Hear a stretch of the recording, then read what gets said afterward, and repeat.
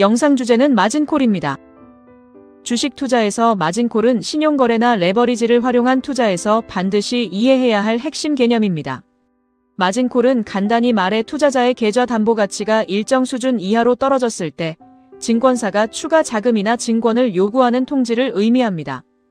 1. 마진콜이 발생하는 구조입니다. 주식시장에서 마진콜은 주로 신용거래를 통해 발생합니다. 신용거래란 투자자가 증권사로부터 돈을 빌려 주식을 매수하는 방식으로 일종의 주식 담보대출과 유사합니다. 이때 투자자는 자기 자본 외에 빌린 자금을 활용하므로 수익이 커질 수도 있지만 반대로 손실도 확대됩니다. 문제는 주가가 하락할 때 발생합니다. 보유 주식의 평가 금액이 떨어지면 계좌 전체의 담보 비율, 즉 유지증거금 비율도 함께 낮아집니다. 증권사는 사전에 정해진 기준 비율을 유지하도록 요구하는데 이 비율을 밑돌게 되면 담보가 부족하다는 의미로 마진콜을 발동합니다. 이 마진콜 통보 이후의 과정입니다. 마진콜이 발생하면 증권사는 투자자에게 정해진 기한 내에 추가 증거금 납입을 요구합니다. 이때 투자자가 선택할 수 있는 방법은 크게 세 가지입니다. 첫째, 현금을 추가로 입금해 담보 비율을 회복하는 방법입니다. 둘째, 다른 주식이나 자산을 계좌에 넣어 담보 가치를 높이는 방법입니다. 셋째, 일부 주식을 매도하여 빌린 금액을 줄이는 방법입니다. 3. 반대 매매 관련 사항입니다. 만약 기한 내에 마진콜에 대한 조치를 취하지 못하면 증권사는 투자자 동의 없이 반대 매매를 실행할 수 있습니다. 반대 매매란 증권사가 강제로 주식을 매도해 채권을 회수하는 절차로 대부분 장시작 직후 시장가로 이루어지기 때문에 투자자에게 불리한 가격에 체결되는 경우가 많습니다. 반대 매매의 핵심은 가격이 아니라 회수가 목적이라는 점입니다. 증권사는 투자자의 수익 여부에는 관심이 없고 빌려준 돈을 최대한 빨리 회수하는 것이 목표입니다.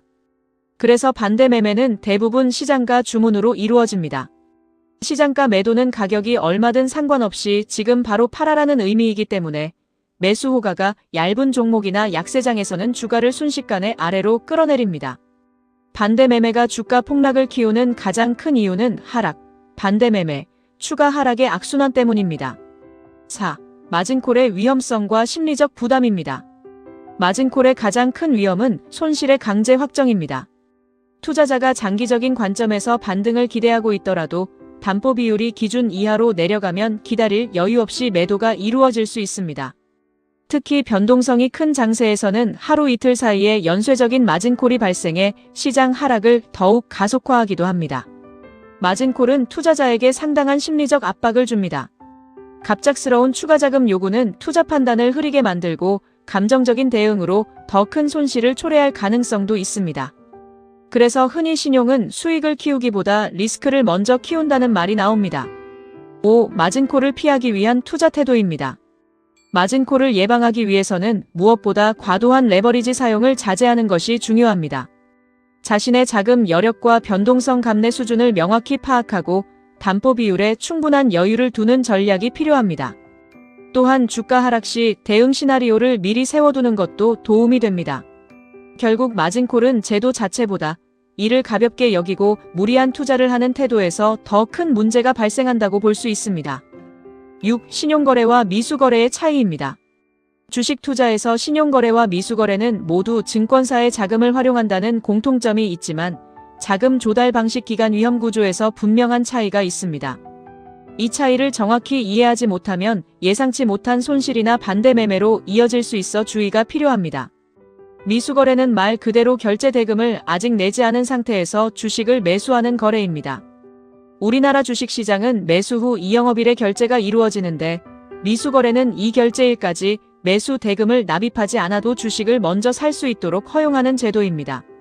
증권사가 투자자에게 아주 짧은 기간 동안 결제 대금을 대신 내주는 구조라고 이해하면 됩니다. 다만 이 기간은 매우 짧고 결제일까지 돈을 넣지 못하면 자동으로 반대 매매가 실행됩니다. 미수거래는 별도의 이자 부담은 없지만 그만큼 시간적 여유도 거의 없습니다.